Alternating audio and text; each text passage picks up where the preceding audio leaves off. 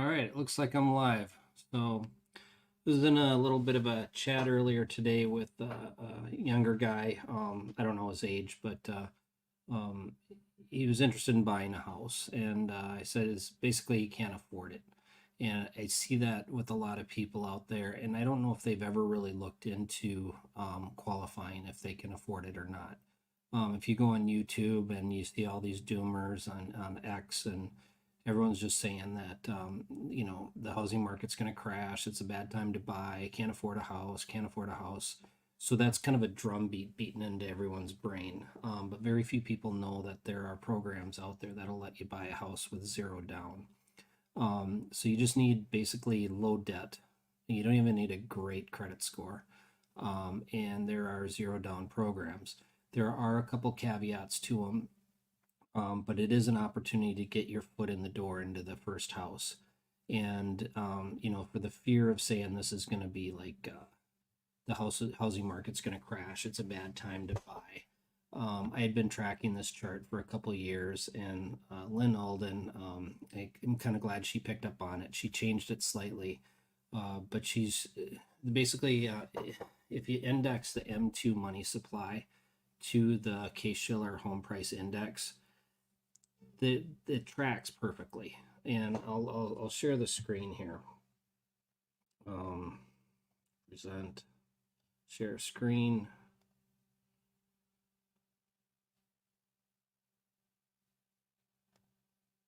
Window. I don't know which one I'm.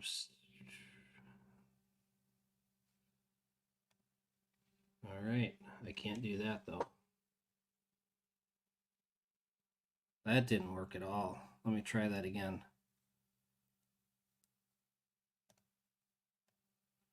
Share screen.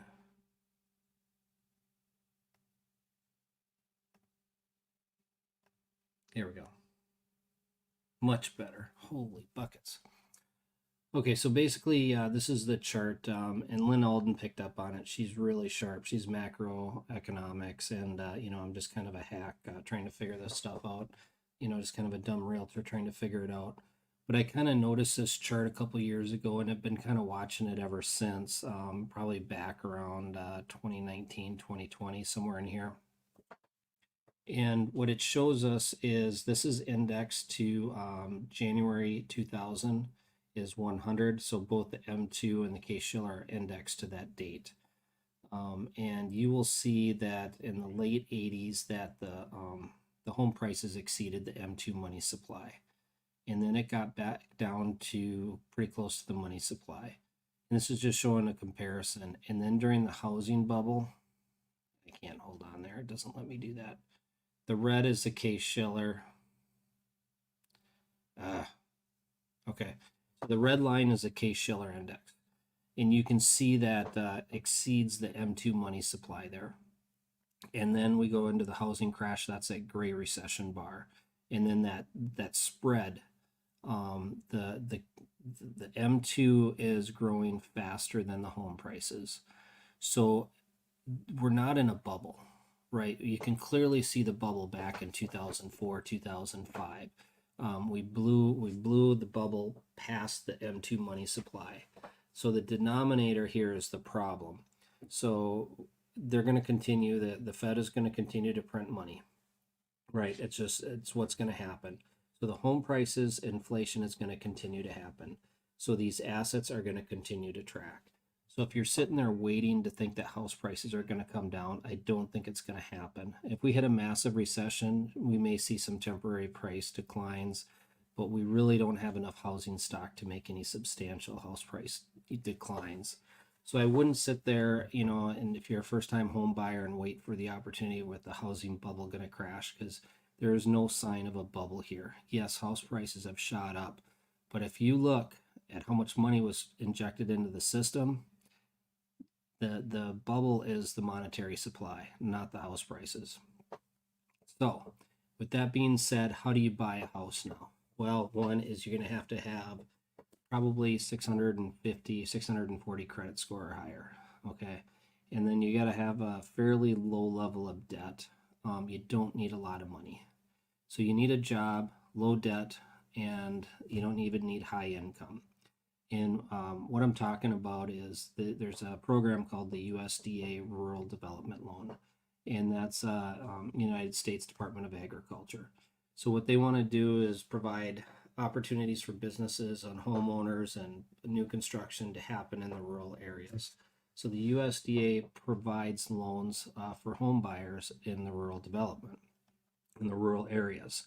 So I just shared this screen. This is over on the USDA website. And I'll put this link in there. And depending on where you're at in the country, the tan is the ineligible areas. So when you zoom in, I'm going to zoom into the Midwest since I know that. So you got all of Chicago. Most of this is outside of eligibility for USDA. You know, that's pretty high density, so that's not rural. Like Madison, Des Moines, Cedar Rapids, Sioux City, Sioux Falls, Fargo, and then Minneapolis, St. Paul, and St. Cloud. Okay, so those are metro areas that's not eligible for USDA loans. My market is here. So if you go into here, Waconia, Watertown, Delano. Okay, this is the line. So if you can commute just a little bit, this is still a suburb. This is not that far out. You can do a zero down loan in these areas. So the issue right now is not that house prices are so expensive, but there's just no inventory out there. But if you get outside, if you want to be in a metro area, you can get outside and still be in commute distance and buy a house with zero down. If you go out to, let's say, Sioux Falls area, you know, you get out to T is a growing area, right? This is all suburb now. So all this stuff around this metro area is eligible for a zero down loan. So the zero down program with USDA is it has to be your primary residence. And then the credit score they're saying is typically at least 640. And the income restriction is you can't exceed 115% of the median income in the area. So, and then you have to qualify to make those payments. So it's a zero down program, so you'll still have some closing costs. And then the PITI, principal, interest, taxes, insurance, so the house payment shouldn't exceed 29% of your gross monthly income.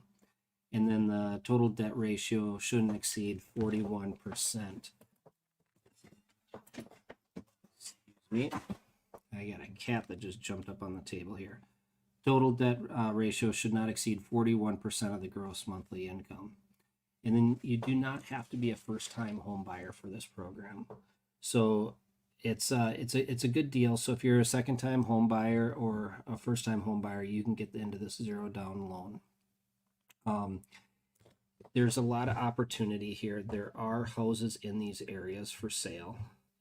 So if you zoom in, we got to get outside this metro area, and I'd kind of pointed out here. So you can buy, you know, 215, 215, 199, you know, 3-bedroom, 1-bath with a lake view. You know, 250 down here, that would qualify, 3-bedroom, 2-bath. You know, you may not like that. 225, that's a reasonable commute yet. That's right on the highway. So there are opportunities to get in there with zero down. New construction also qualifies if you can build something in that price point where you're going to qualify. So just because house prices are expensive and rates are high, and say that you'll never be able to afford a house and there's a housing bubble, don't get caught into that doom cycle. There's one thing for sure: death and taxes and printing of money. So they will continue to print money, and right here, so that money is going to keep going up. And that's just the way of life, right? Right, wrong, or indifferent, that's just what we have to live with. And as they print more money, the home prices, asset prices will follow. Inflation will follow, the cost of living will go up, and the last that goes up is your income. So there are opportunities out there. If you go out to, say, the Sioux Falls area, you can get down here and, you know, 209, 40,000. Wow. So you could almost live there for free. 225, 228. So there's a lot of opportunity there. You just need a decent job and not a ton of debt. So as long as you're under, what is that, the 41% of your gross monthly income, you should be able to get into that loan. So that's what I got. Here's the housing affordability index. And yeah, the affordability is not good right now. So the higher the number, so that's 131%, is the median household income is 131% necessary to qualify for the median home price. Right now it's 113.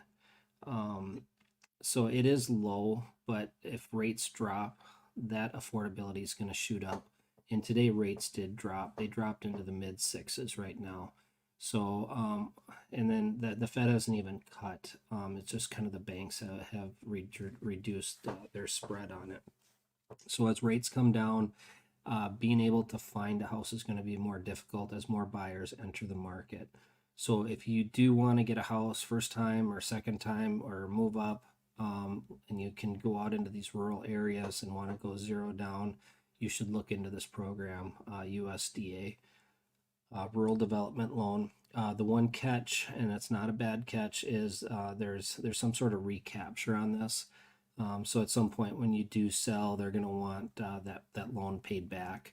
And I don't have the specifics on that, but that would be a question you'd ask your loan officer. So if you got any questions, let me know. I'd be glad to answer what I can. It just breaks my heart when people are sitting there and I need to stop the sharing here. Sitting there thinking they can't afford it. Housing market's going to crash. The bubble's going to burst. And they sit there and they do nothing, just out of fear, and didn't even try, didn't even go call a loan officer. So the first thing I recommend doing is just call a loan officer and just say, hey, I'm interested in buying a house. What do I have to do? And then let's just say they run your credit score and, oh, you got too much debt. Okay, well, now you have to pay down the debt. Or let's just say you got some dings on your credit score and your credit score is a little low. Well, then you have to restore your credit. Or let's say that's fine. And then you can look at what kind of price you could afford with the zero down loan, and then what kind of closing costs you might need. So until you know whether you can or cannot, don't sit there and say you can't afford it because other people are saying that. Make the effort yourself and then try to jump on it. So yeah, jump on and throw out any questions you have, and I'll be glad to answer them. I'll try to get a loan officer on here to break this down too. But if you can get your foot in the door and zero down rural development loan, you can turn this into a rental. This has to be your primary residence out of the gate. But after you're there, your life changes, and if you want to move out, you can keep it as a rental. There's no restriction on that. It's intended to get you into the door and into home ownership. If you want to house hack your way into it, bring in a bunch of roommates, that would work. I think these will work just fine for up to 4 units too. So I know they also have apartment development loans if you want to build apartment buildings. I've looked into those as well. So there's a lot of opportunity out there. You just gotta get up and do the work. You can't sit there and let people just tell you can't do it, or wait for it to be handed to you. It's not going to fall in your lap. You're going to have to do a little bit of hustling to get it. So I'm signing off for tonight and just wanted to share that after a short conversation today. So hopefully that information will help you out. Talk to you soon. Take care.